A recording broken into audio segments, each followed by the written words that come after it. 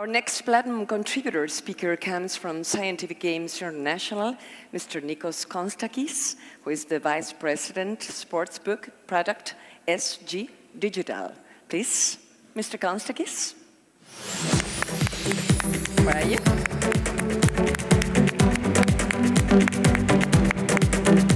Thank you.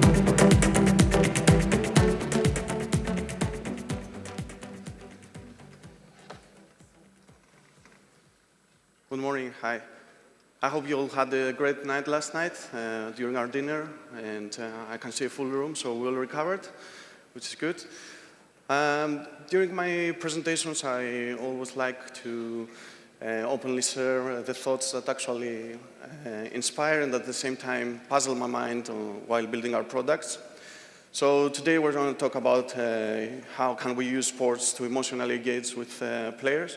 And let's take a step back first. We all use numerous products in our day-to-day life, and we have a number of ways of engaging with them. So today I want to focus on the one that I consider the most important, which is the emotional connection that we build around them. Why is emotional connection so important? The way that the world has evolved, there's an abundance of products around the world. We have only limited time to make our minds up and decide which ones will we use, how much time we will spend in them, and which ones we will sign up for. And this creates a complex environment, which I think that the decisive factor of stickiness is actually us emotionally engaging with a product. This is what keeps us engaged with it in the end. And this is kind of natural. This is how we always interact on our day-to-day lives as well. We stick more on the things that we emotionally engage with. And most of the industries have already adapted into this, and they're starting to transform their campaigns around emotional engagement. And let's take, for example, the travel industry, which traditionally it has been one of the most experiential industries in the world. And let's see the retail or digital agents, how have they transformed from a simple let's book a ticket transaction or let's book a hotel for you transaction into a broader journey experience, traveling journey experience. The likes of Airbnb introducing the feature of Airbnb experiences, or TripAdvisor booking your trip together with your family. So this is a good example of how an industry has changed into something which is transactional, and it has become experiential. At the same time, even our dinner yesterday, I mean, how memorable it is, all this experience that we had, the room that, the premise that it took place, and the dancing, the traditional food, it's all memorable experiences that we'll take back when we fly home, we'll share with the family and friends, and we'll talk about it first. And how about the big brands? How have they changed their TV campaigns and their spots? So they have gone away from putting their product and its features on the center, and they're now more focused on how is the emotion around my product? What is the emotional environment that my product can build? So it's Christmas around the corner.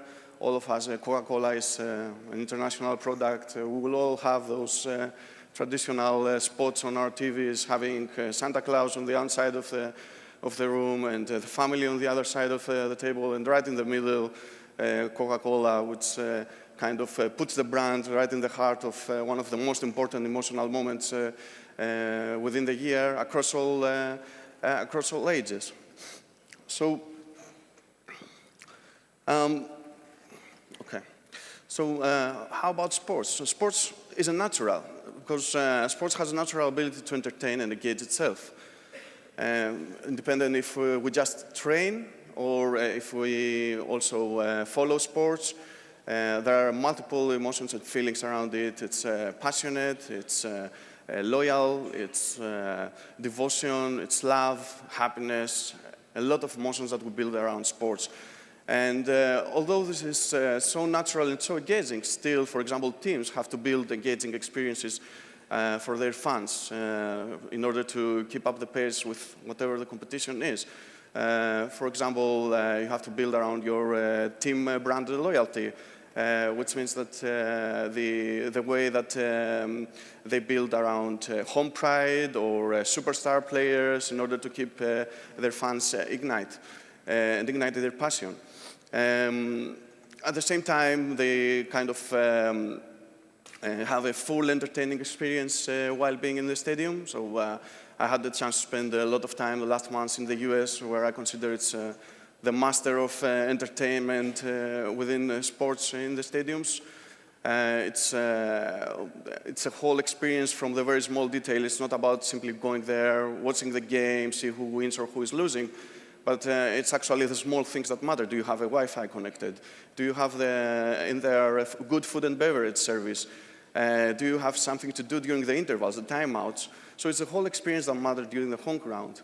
And the last thing is that you have to also follow your fans when you are a team. As a team, in order to engage with them and expect them to come in the stadium and cheer for you, you need to also to follow them where they are, which means digital, social media, and all the means that we can engage with them virtually.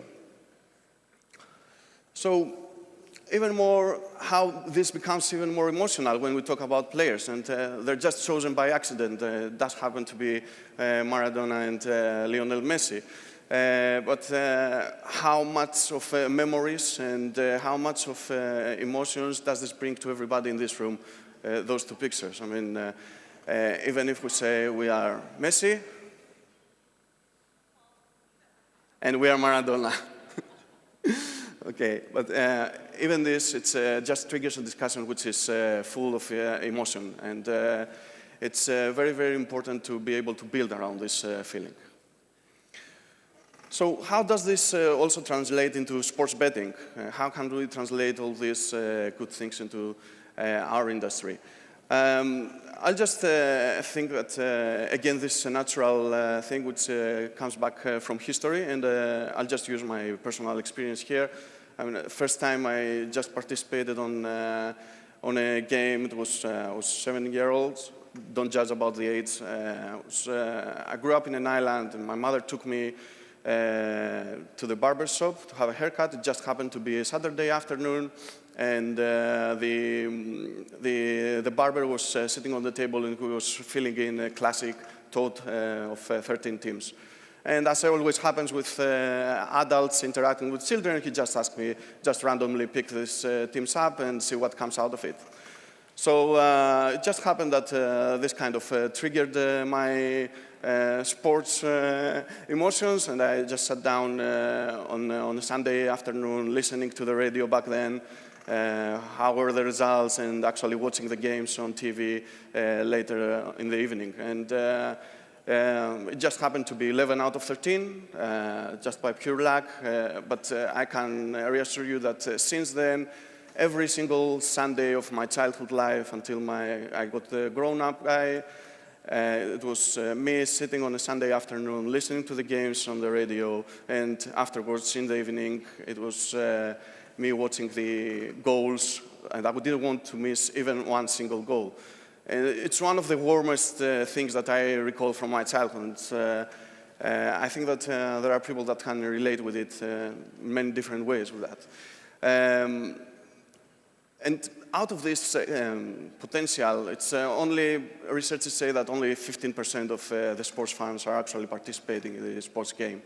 But when they do, 3/4 of them actually say that enhance their interest and their experience on that, which means that the potential is there and it can be captured even more. So what I like to think when I'm trying to think a little bit out of the box and not only think sports, I like to position ourselves within the broader e-commerce industry. And I'm trying to learn things from people that are technology giants, who have millions or even billions of customers and are international enough. It's not only our direct gaming competition that we're all aware of, that we have to take care of. It's a broader industry that we need to consider, because ultimately we all as people have a specific amount of time to spend every day and a specific amount of money to spend in our entertainment every day. And this is kind of a battle between us going to the movies, us going grabbing a coffee with our friends, or watching a live streaming film or entertainment series. Ultimately, we have to benchmark ourselves against the giants, against people like Netflix, against people like Starbucks, against people like eBay, Amazon, everything that enhances the experience. And what do we learn from those? Let's take Starbucks, for example, which is a good one. I think it's a coffee selling company. It's always retail. You can never go into the retail shop, into a digital store and buy your coffee. You have to always go into the retail shop and do that.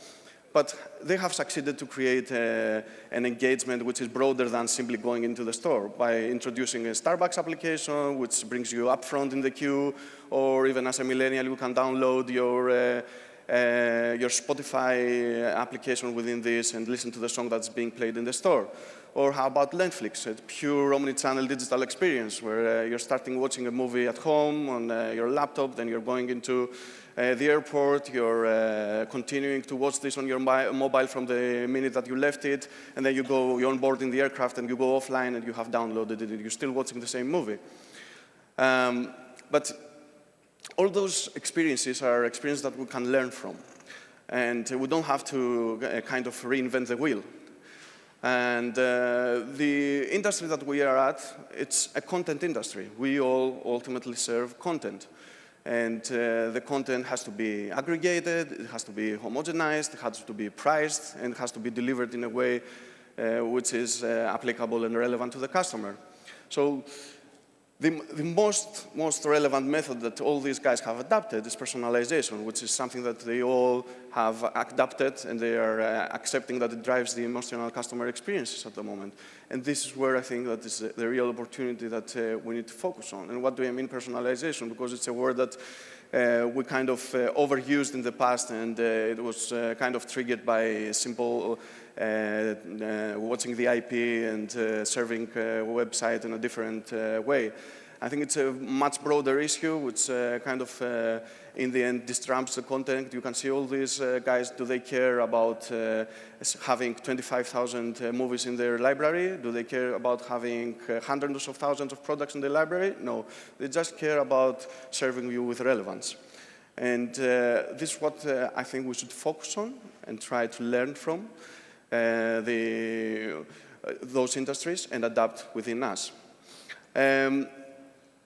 Now, ultimately, this is what we want to achieve, right, as an industry. We want to deliver from transactions, we want to deliver experiences. And, I'm really, really proud to be all these years part of this family, especially on the WLA space, where we all contribute to good causes, to societies in a way that it makes an impact in the society.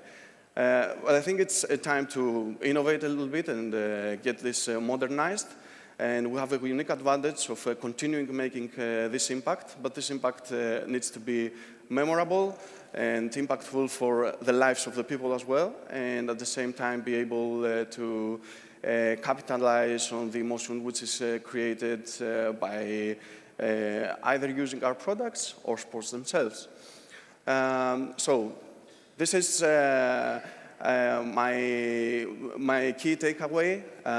The experiences delivering is something that we are uniquely positioned to deliver, and we have to transform something which has traditionally been a transaction of money from people to the society and the broader contribution, to actually making impactful and memorable experiences for them. We have the perfect platform to do this.